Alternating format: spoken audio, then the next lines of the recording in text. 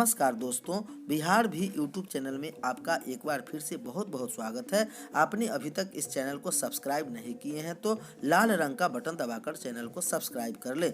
हाँ दोस्तों, लाइक करना नहीं भूलेंगे क्योंकि आपके लाइक करने से ही हमारे मेहनत का फल मिलता है।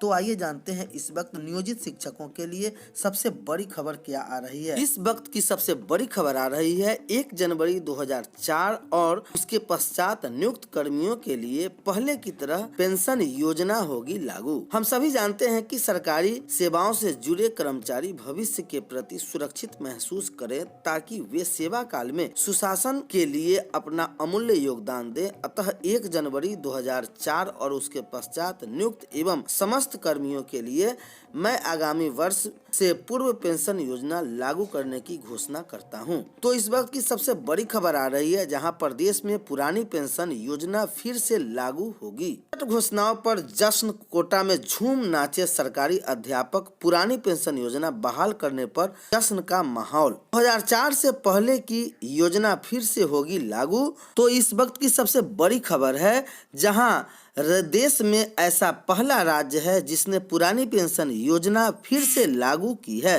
राज्य सरकार अपने कर्मचारियों के लिए ऐसा कर सकती है, इसके लिए केंद्र सरकार के नियमों की पालन कर आवश्यक नहीं है। राजस्थान के मुख्यमंत्री अशोक गहलोत ने अपने तीसरे कार्यकाल का चौथा बजट बुधवार को विधानसभा में पेश किया।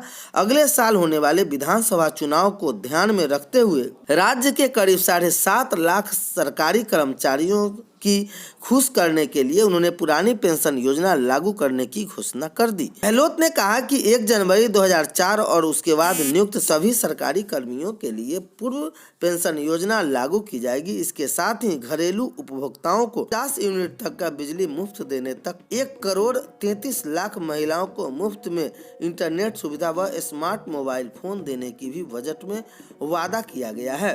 विभिन्न विभागों में 1 साल में 1 लाख पदों पर भर्तियां किए जाने का भी वादा कर दिया है। तो राजस्थान देश में ऐसा पहला राज्य है जिसने पुरानी पेंशन योजना लागू करने के लिए फिर से सरकार ने अपना ऐलान कर दिया है। राज्य सरकार अपने कर्मचारियों के लिए ऐसा कर सकती है, इसके लिए केंद्र सरकार के नियमों की पालन करना आवश्यक नहीं है, ऐसा गहलोत सरकार ने कही है। तो आप समझ सकते हैं कि इसी प्रकार अन्य राज्यों में भी, अपने बिहार में भी मुख्यमंत्री चाहे तो पुरानी पेंशन योजना लागू कर सकते हैं और यह जल्द लागू होनी चाहिए। नई पुरानी योजना में अंतर। 2004 में तकरीबन केंद्र सरकार ने देश भर में नई पेंशन योजना लागू की थी। इसके तहत कर्मचारियों के वेतन के प्रति माह 10% कटौती कर सेवानिवृत्ति पर यह रकम एकमुश्त देने का प्रावधान किया गया था। सेवानिवृत्ति बाद चिकित्सा भत्ता और पारिवारिक पेंशन को बंद कर दिया गया था। पुरानी पेंशन योजना में सेवानिवृत्ति पर अंतिम वेतन की 50% राशि कर्मचारियों को मिलती थी। पेंशन की राशि सरकार वहन करती थी। पेंशन के लिए वेतन से कटौती नहीं होती थी। सेवा काल में कर्मचारियों की मृत्यु होने पर आश्रितों को पारिवारिक पेंशन और नौकरी का प्रावधान था। अगली खबर आ रही है पटना से, जहां 23 माह बाद गर्मा गर्म भोजन परोसने को स्कूल तैयार। 70,345 स्कूलों में 28 से करोड़ों बच्चों को परोसे जाएंगे भोजन। राज्य में 70,345 प्राइमरी मिडिल स्कूलों में पहली से 8वीं कक्षा में पढ़ने वाले करोड़ों बच्चों को 23 महीने बाद गर्मा गर्म भोजन परोसे जाएंगे।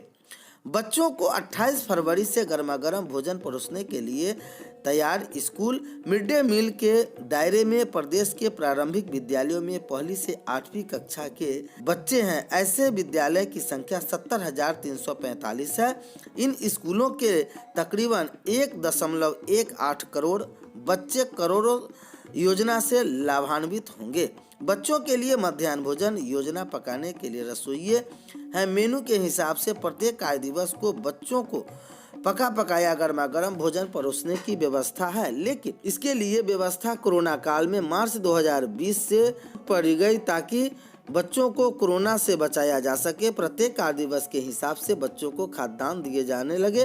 खाद्यान्न लेने के लिए स्कूल में बच्चों को अभिभावक बुलाए जाने लगे। भोजन पकाने के मद में राशि बच्चों के बैंक खाते में जाने लगी। इस व्यवस्था कोरोना से बचाव के लेकर स्कूल खुलने के बाद भी चलती रही। इस व्यवस्था के तहत पहली से 5वीं कक्षा के बच्चों को प्रति कार्य दिवस 100 ग्राम खाद्यान्न एवं पकाने के मद में 4.97 रुपये दिए गए थे।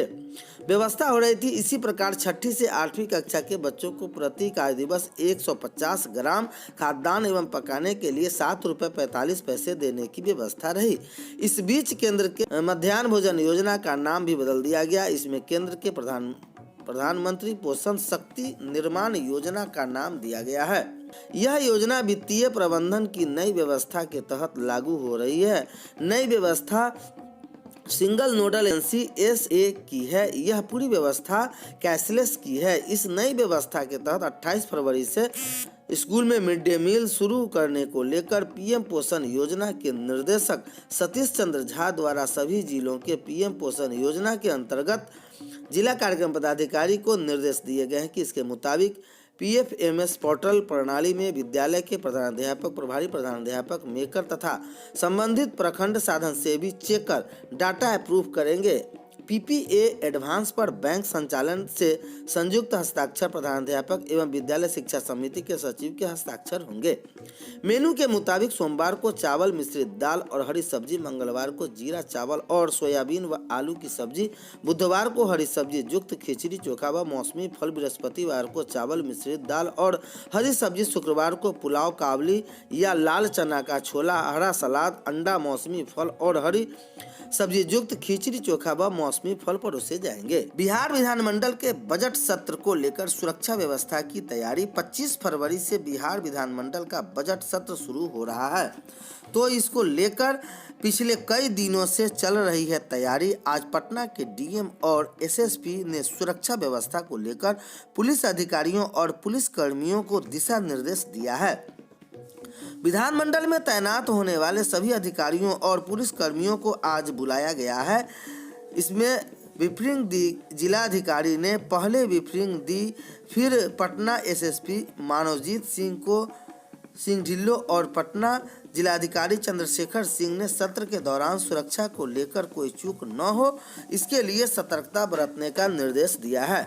पटना के जिलाधिकारी चंद्रशेखर सिंह ने सुरक्षा कर्मियों को संबोधित करते हुए कहा कि माननीयों के मान सम्मान में किसी तरह का खलल ना हो, इसके भी पूरा ख्याल रखे जाए। साथ ही असामाजिक तत्व या अनधिकृत रूप से कोई भी बाहर से परिसर में न आ जाए, इसका विशेष ख्याल रखा जाए। अधिकारियों ने साफ निर्देश में कहा कि 144 धारा सत्र के दौरान लगी रहेगी। साथ ही प्रतिबंधों क्षेत्र में किसी तरह का घटना प्रदर्शन न हो, इसके भी नजर रखी जाएगी। इसके अलावा पिछली घटनाओं से भी सबक ले